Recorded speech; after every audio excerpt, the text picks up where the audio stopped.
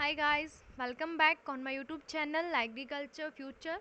तो ये हमारी एनिमल हस्बेंड्री की 6th क्लास है। इससे पहले 5 क्लासेज जो है एनिमल हस्बेंड्री की हो चुकी है। तो ये जो क्लास है ना, ये agriculture supervisor jet ICAR BHU यानी कि एग्रीकल्चर कम्पिटिटिव के वो एग्ज़ाम जिनके अंदर एनिमल हस्बेंड्री का सिलेबस रहता है, उनके लिए क्या है, इम्पोर्टेंट है। ठीक है, तो इसमें हम क्या है कि जो कैमल है, ऊँट जो है, उसकी ब्रीड के बारे में पढ़ेंगे। ये पार्ट फर्स्ट है। सेकंड पार्ट में इनके मैनेजमेंट के बारे में भी बताऊंगी और उसकी भी एक क्लास होगी। तो इस क्लास से क्या है कि आपको बेनिफिट ये होने वाला है कि जैसे आपसे एक क्वेश्चन पूछा जाता है तो उसके 3 नंबर रहते हैं सुपरवाइजर के अंदर।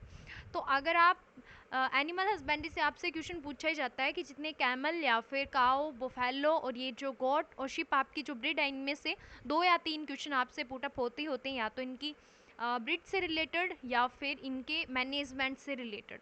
तो ये वीडियोस आपके लिए इम्पोर्टेंट रहती है। देन वीडियो को शुरू करने से पहले बस एक ही रिक्वेस्ट करना चाहूँगी कि अगर चैनल को सब्सक्राइब नहीं किया है देन चैनल को सब्सक्राइब कर लें और लाइक करें और ज़्यादा से ज़्यादा अपने फ्रेंड्स के साथ शेयर करें। और आप सभी क्लासेस की PDF लेना चाहते हैं देन PDF के लिए आप जो मेरी ये वीडियो है इसके डिस्क्रिप्शन के अंदर आपको टेलीग्राम चैनल का लिंक दिया गया होगा, वहाँ से आप टेलीग्राम चैनल को ज्वाइन कर सकते हो। वहाँ पे आपको सभी PDF जो है वो प्रोवाइड करवा दी जाएगी। तो आज का जो मोटिवेशनल थॉट है वो क्या है कि आए हो निभाने को जब किरदार जमी पर कुछ ऐसा कर चलो कि जमाना मिसाल दे। तो इसी थॉट के साथ क्लास को शुरू करते हैं। हमेशा मोटिवेट रहा करो, चाहे सेल्फ मोटिवेट रहो चाहे मोटिवेशनल वीडियोस के थ्रू। देन वीडियो को करते हैं शुरू। तो आज हम किसके बारे में बात करेंगे, कैमल। ठीक है, सबसे पहले उसके बारे में नॉर्मली पढ़ लेते हैं कि कैमल का क्या कुछ है, ऊँट के बारे में।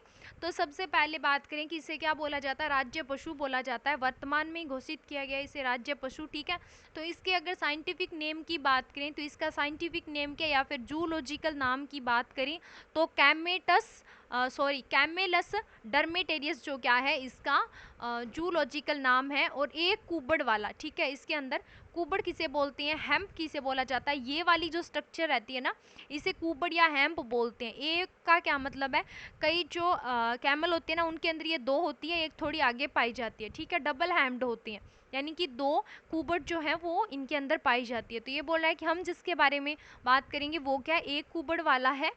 और 2 कुबड़ वाले की अगर हम बात करें तो उसका साइंटिफिक नेम क्या होता है, कैमेलस बैक्ट्रिनस। यानी नॉर्मली आपसे पूछा जाए तो आप यही नाम टिक करोगे, और अगर आपसे 2 कुबड़ वाला पूछा जाए तो उसका नाम क्या होगा, कैमेलस बैक्ट्रिनस।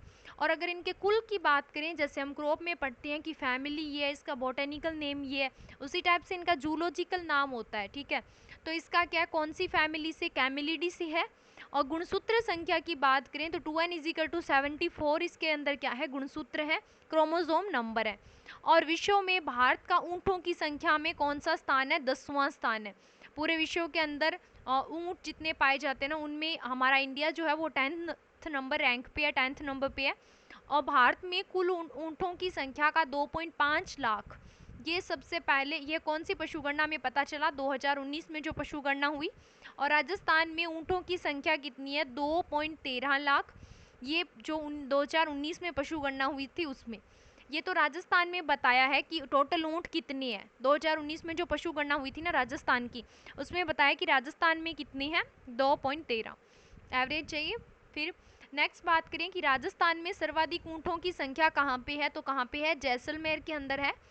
और राजस्थान में सबसे कम ऊँटों की संख्या कहाँ पे है, तो प्रतापगढ़ के अंदर है। तो ये इंपॉर्टेंट क्वेश्चन है, सबसे कम कहाँ पे है, प्रतापगढ़ में।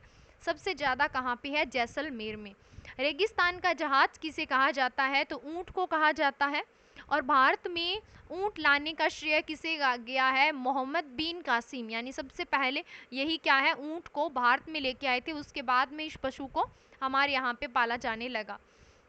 और फिर है कि ऊँट की नाक में लकड़ी जो होती है उसे क्या बोलते हैं, गिरबान बोला जाता है। ओके, और ऊँट का श्रृंगार गौरबंद।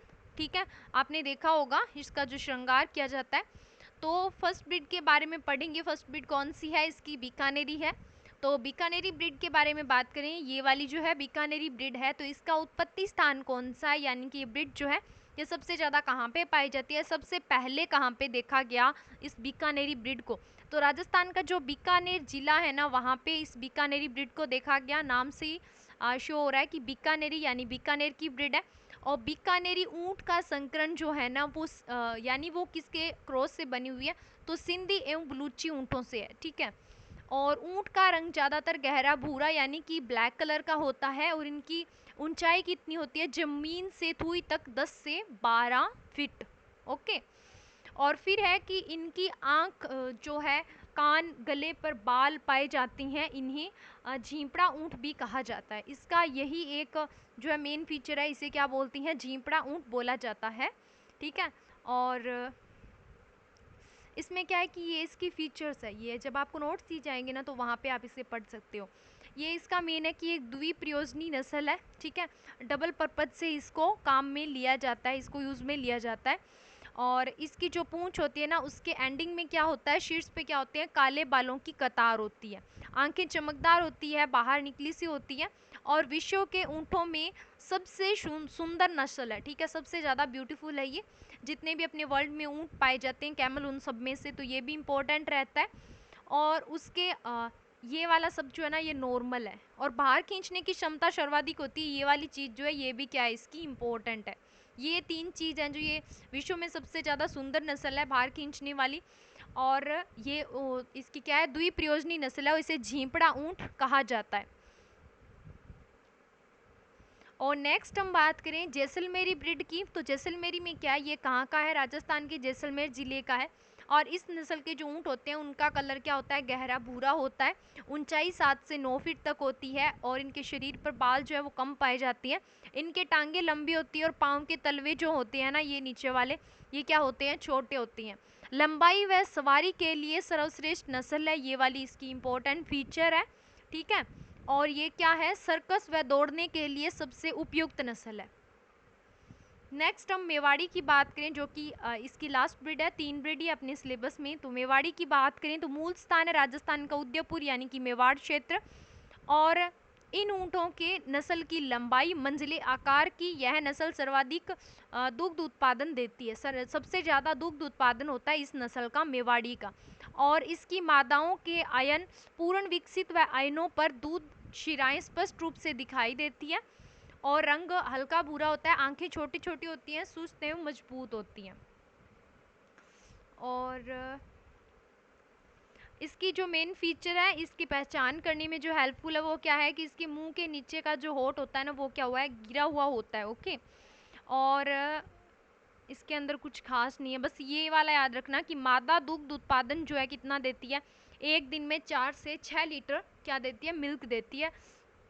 और इम्पोर्टेंट क्वेश्चन और जो है कि ऊंट की नाक में, ये आपने पढ़ ही लिया था, गिरबान बोलते हैं श्रृंगार को, गोरबंद। और इसके अंदर ये वाला क्वेश्चन आपसे पूछा जाता है कि रट या फिर मस्त क्रिया है ना, ये किसकी है, कौन से पशु की है, ये कौन से पशु में ये स्टेज देखने को मिलती है, तो राइट आंसर क्या है, ऊंट के अंदर देखने को मिलती है। और जैसलमेर का नाचना और जोधपुर का गोमट शो है वो क्या है, किस लिए फेमस है, तो गाँव में ऊँटों के लिए प्रसिद्ध है। राष्ट्रीय ऊँट वश्य जो पशु अधिनियम है वो कब बनाया गया, 2014 के अंदर। और इसका उद्देश्य क्या था, ऊँटों का वध एवं तस्करी को रोकना, ठीक है। ऊँटों को मार देते हैं ना कई लोग और उनकी तस्करी करते हैं, तो उसको रोकना इसका राष्ट्रीय जो ऊँट वश्य जो पशु अधिनियम बना था 2014 में, इसका मेन पर्पस था। और ऊँटों को राज्य पशु का दर्जा कब दिया गया, ये वाला भी इम्पोर्टेंट है, राज्य पशु का दर्जा कब दिया गया, 19 सितंबर 2014 को। और जो मादा ऊँट की प्रजनन योग्य आयु है, यानी कि फर्स्ट टाइम जब फर्टाइल होती है तो उसकी एज क्या है, 3 से 4 साल की जब होती है तब। और नर ऊँट की प्रजनन योग्य आयु कब होती है, 5 साल का जब ऊँट होता है, मेल जो होता है तब। और गर्भकाल अवधि कितनी होती है, तो 390 दिन गर्भकाल अवधि क्या होती है कि जब कोई मादा फर्टाइल होगी और जब वो बच्चा देगी, तो इस बीच की जो प्रोसेस है उसमें जो टाइम लगेगा ना उसे बोलते हैं गर्भकाल अवधि। तो ये कितनी रहती है, 390 दिन की रहती है। और ऊँट के पेट में कितने भाग पाए जाते हैं, तो ऊँट के पेट में 3 भाग पाए जाते हैं, जैसे नॉर्मल पशु जो होते हैं उनके कितना पाया जाता है, 4 भाग पाया जाता है। तो ये बोला ऊँट के कितने होते हैं, 3 होते हैं। ऊँट के पेट में कौन सा भाग अनुपस्थित होता है, नहीं पाया जाता, तो ओमेजम जो होता है ना, वो वाला पार्ट जो है वो क्या होता है, एब्सेंट होता है, नहीं पाया जाता। और ऐसी कौन सी जाति है जो क्या करती है, ऊंट को पालती है, तो राइका जो जाति है ना वो क्या करती है, ऊंट को पालती है। एक ऊंट के लिए कितने स्थान की आवश्यकता होती है, तो 75 से 100 वर्ग फुट। और 2 कुबड़ वाले ऊंट कहाँ पे पाई जाती हैं, लद्दाख में पाए जाते हैं ज़्यादातर 2 कुबड़ या डबल हैम्प वाले जो ऊंट हैं। नेक्स्ट है, ऊंट को प्रतिदिन कितना नमक देना चाहिए, तो 30 से 50 ग्राम नमक देना चाहिए ऊंट को डेली।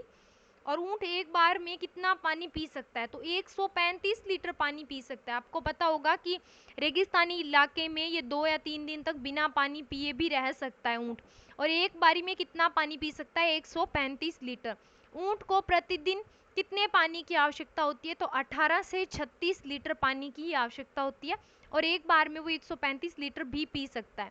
ऊंट के पानी पीने के बाद जो आरबीसी होती है, रेड ब्लड सेल्स होती हैं, जो लाल रक्त कणिकाएं होती है, उनका आकार कितना बढ़ जाता है, तो 240% क्या होता है, उनका आकार जो है, साइज जो है वो बढ़ जाता है। ये भी इंपॉर्टेंट क्वेश्चन है कि राष्ट्रीय ऊंट प्रजनन केंद्र है वो कहाँ पे है, जौहर बीकानेर के अंदर है। और ऊंट की मुख्य बीमारी कौन सी है, तो कौन सी है, सर्रा है। और जो नर होते हैं ना ऊंट के, उनका वजन कितना होता है, तो 500 से 700 किलो। और मादा का कितना होता है, 400 से 600 किलो। ऊंटनी के दूध में कौन सा विटामिन सबसे ज्यादा पाया जाता है, तो राइट आंसर कौन सा होगा, विटामिन सी जो है वो सबसे ज्यादा पाया जाता है। और ऊंटों में प्रजनन काल किस माह में रहता है, तो नवंबर से मार्च के महीने में क्या है, प्रजनन काल रहता है।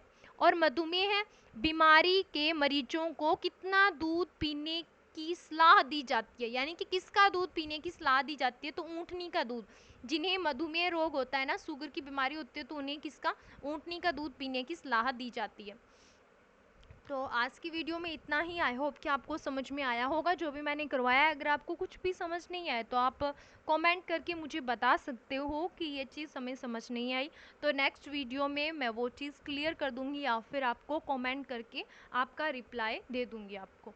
तो thanks for watching my video. अगर अभी तक चैनल को सब्सक्राइब नहीं किया तो सब्सक्राइब कर दें, और वीडियो को लाइक करें ज़्यादा से ज़्यादा, और शेयर भी करें। तो मिलते हैं नेक्स्ट वीडियो में, तब तक के लिए टेक केयर, बाय बाय।